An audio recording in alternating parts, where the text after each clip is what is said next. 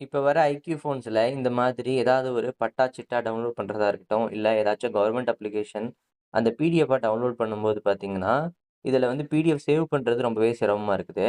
Example பார்த்தீங்கன்னா, இப்ப நான் ஒரு பிடிஎஃப் ஓப்பன் பண்ணி வச்சிருக்கேன். இதுல பிரிண்ட் குடுத்தோம் அப்டின்னா,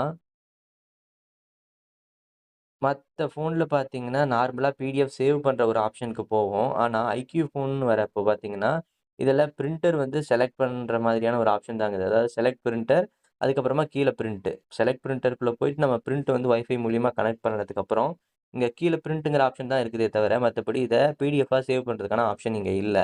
இதனால வந்துட்டு ஏதாவது கவர்ன்மென்ட் அப்ளிகேஷன் போடுறதா இருக்கட்டும், இல்ல ஏதாச்சும் பிடிஎஃப் வந்துட்டு நம்ம டவுன்லோட் பண்ணும்போது ரொம்பவே சிரமமா இருக்குது. இத ஈஸியா எப்படி பிடிஎஃப்பா சேவ் பண்ணலாம் அப்படின்னு பார்த்தீங்கன்னா, இந்த ப்ரிவ்யூ பேஜ்க்கு போனதுக்கு அப்புறமா நீங்க பிரிண்டர் அந்த மாரி செலக்ட் பண்ற ஆப்ஷன்க்குள்ள போக வேண்டாம்.